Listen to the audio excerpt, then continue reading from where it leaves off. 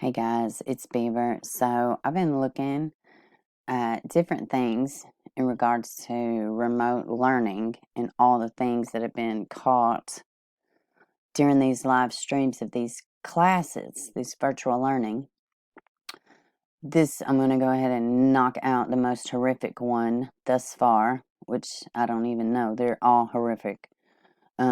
Teacher says, log off, log off. Teacher orders students when essay live stream during first graders remote learning class. Guys, this is bad. This one's bad.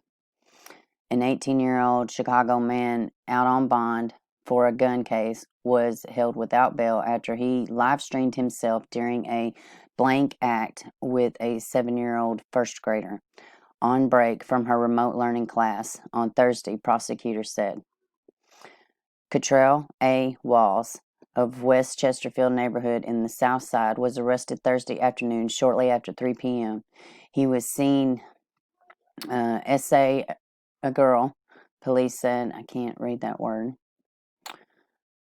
While Walls was charged with predatory criminal essay assault of a victim under 13 years old, appeared for a bond hearing on Saturday afternoon before Judge Charles Beach. Police were made aware of the attack when the girl's teacher saw it on a camera screen during the Google Classroom e-learning session. Walsh showed complete disregard of the children and the wanton colossalness of human life. Cook County Assistant State Attorney Andrea Torino told Beach, in addition to Thursday afternoon's incident, which alarmed multiple students who viewed it and were heard asking, "What's going on? What's happening?" The victim told authorities Walls has a history of SAing her for the last year. For the last year, this has been going on. There's another report that says he's a cousin. I don't know if he's a cousin. Why did he have access to this 7-year-old for over a year? Where are the girl's parents? I don't believe she spoke up. The victim initially said Walls just hit her and said it was a secret. So there's also physical abuse as to, SA abuse. The victim disclosed, he made me put my lips on him. And this has happened before, and I don't want my daddy to know it's a secret, Torino said, quoting the victim. My God. My God. This was broadcast in daytime on a website accessible to many young adults while the girl was on break from the class during a time when her teacher asked the students to turn off their cameras and mute themselves. The 7-year-old muted herself but did not turn off the camera. It's almost like maybe she wanted, to be, to wanted help. When the teacher saw them performing oral, she repeatedly ordered all the students to log off and then called out the victim's name and told her to turn off the camera. She saw that the defendant closed the computer, Torino said. The teacher called the police, the school principal, and the Illinois Department of Children and Family Services. Officers went to the victim's location, and Walls was arrested after she identified him. After being taken into custody, Walls began to cry. I don't know why. Yeah, you don't know why until you get caught. For a whole year, you don't know why? Oh, okay. That's cute. Walls is a senior in high school and plans on finishing, said his lawyer. He works at 40 hours a week, sometimes 6 days a week in construction, has extensive family ties, including several siblings, other relatives, and is not a flight risk. Oh my gosh. Oh, so he's normal in every single way except for the fact that he did those little girls. Oh, okay. Yeah, not fucking happening. Not happening. I promise you, he's fractured in all areas. I promise you. Walls has no history of SA crimes or violent crimes that he's been caught for. Let me just throw that in there. His attorney said, adding Walls has been diagnosed with a disorder that impairs his ability to control his impulses and concentration. Oh, like ADHD? Big deal. Half of America has that.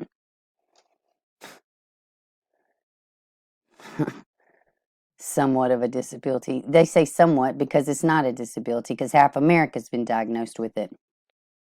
It does not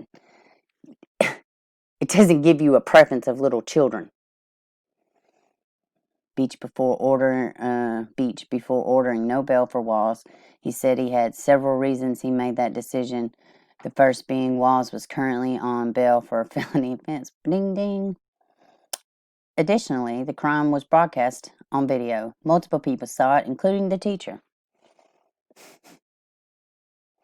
The judge also noted that the victim's outcry was immediate to the principal of her school and others, and Walls made an admission. Although the girl is not a Chicago public school student, during an unrelated news conference on Friday, CPS CEO Janice Jackson called the situation disturbing. Janice Jackson.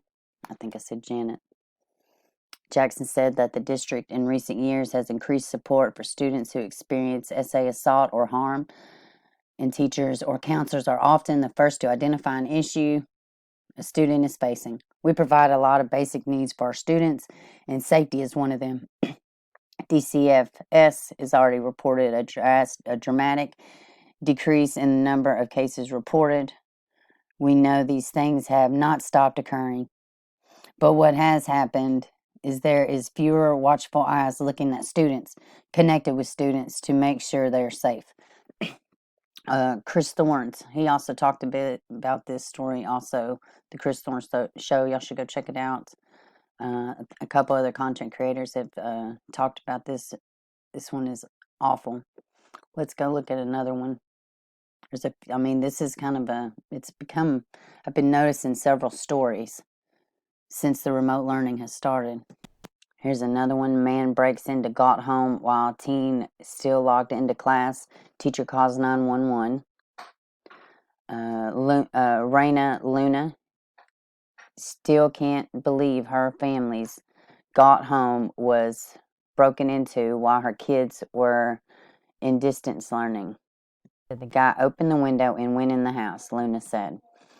Her kid's teacher, Jennifer Peterson, says she makes it a habit to wait until every student logs off before she does. So when the students didn't log off, she knew something was wrong. I was just watching their faces, and I could see their faces go from concern to panic, Peterson said. That panic turned into frantic screams for help. Scanner audio describes the moment her students were met with the intruder. He came through the front side window. They saw him running through the house. He said he didn't want to steal or break anything. He ran out the back door and hopped out the back fence, audio described. They kept saying, "Help us, help us." He's calling out to me and calling out to me.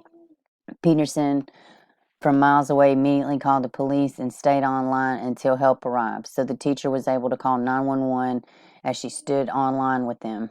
Stayed online with them. Well, no, it says stood. I was very much panicking inside. Luna said she also panicking as she rushed to help the other kids who saw the police surrounding the neighborhood. She now calls her teen's teacher a hero. The Peterson says her instincts as a parent took over. Any teacher would have done that as a mother, Peterson said. Police haven't announced any arrests yet. So let's see, when did this happen? This happened, let's see. This came out on the 16th of this month. So I think one more story and then another, and then an article. Milwaukee from September 17th. A Milwaukee student overhear fatal shooting during remote learning class. Milwaukee school kids turned into remote learning. Class overheard a woman being shot to death, allegedly by her brother. While the students were attending the virtual class on September 11th, one pupil's microphone picked up the sound of gunfire inside of their home, prompting teacher to call 911, ABC affiliate, citing the local medical examiner's office. When cops arrived at the home on West Silver Spring Drive, they found Michelle Blackman, 52, lying dead in the kitchen with 2 gunshot wounds to the head. Blackman's sister told responding officers that she had heard the gunfire and saw her brother Mario Stokes leave the home. "I'm on my way to the police," man said Stokes, 45. Indeed, Stokes soon walked into a nearby police station and told the desk sergeant that his sister no longer existed, and he did it, and that he used a 380, citing the complaint. Stokes was charged with 1 count of first-degree murder, reckless homicide with dangerous weapon, and possession of firearm. Man. 2014, Stokes was found not guilty on charges of disorderly conduct and possessing a gun by a felon by reason of mental disease or defect. Oh, God. Oh, my God. He appeared in court Tuesday via video conference and was ordered to undergo a psychiatric evaluation, though it wasn't immediately clear whether he entered a plea. It was also unclear how the student who was uninjured is related to Stokes and Blackman. School districts across the county have turned partly or entirely to remote learning to start new academic year as the beer virus continues. So this was in September. There was another one too, another shooting. It was an ex. He came in. There was like 5 kids in the house. I couldn't find it initially. Maybe I'll find it in a second. Let's read this article. Virtual crimes are growing concern during online. When was this one made? Maybe it'll say October 1st. This one came out. Scranton, PA. Some prosecutors in our region are already seeing cases related to virtual school with cameras revealing what they call criminal behavior.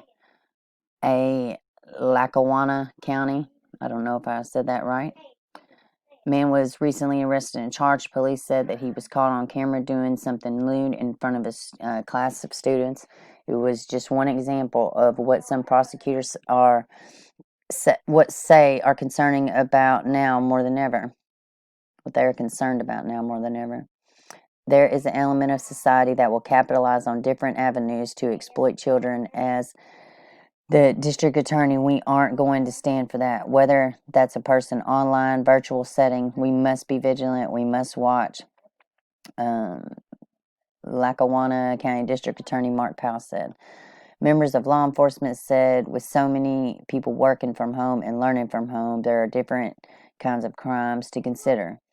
People being forced to see essay content, violence, and other illegal activities. The technology has been out for a while, but has never been used on a scale like this. It's sort of just changed into a virtual world where we're seeing maybe something that may be similar, crimes that are occurring that may be similar, but now, why? Didn't I just read that twice? Okay. But now it's happening in a virtual world, and it actually assists us as prosecutors and law enforcement, because instead of having maybe one person, you now have a number of people who could be all victims of a crime, and they're all accounted for. Wow, that's true. That is so true. The district attorney said these crimes can be very serious, and they're considering anyone who sees them to be a victim. It's going to be inevitable. There's going to be more opportunities to get snapshot into someone's home. If someone is engaging in criminal activity, what's going to be captured? We are determined to follow through on any act that will hold them accountable. We will search those people out, and we will charge them. Top prosecutors urge anyone who thinks they have witnessed a crime to call police. Oh, well, that's it. So, yeah. Virtual crimes are on the uptick. You know, the cameras in our home. We do virtual learning here. I have 2 doing virtual learning. And it's just little normal problems like, oh, don't be loud, your TV's loud, stuff like that. But, knock on wood, we haven't experienced any crimes that we could see. But yeah, it's a crazy world out there. Everybody's in mask. Everybody's at home doing the virtual learning. Cameras are right inside people's homes. And it's just awful. It's just awful. And either they're unaware or they don't care, But I would assume that this issue is going to get worse as the virtual learning continues and the world around us continues to fall apart. People become more brazen. is a huge lack of spirituality in this world, and we all feel it and see it. So, that's all I got for this one, guys. Y'all have a good one.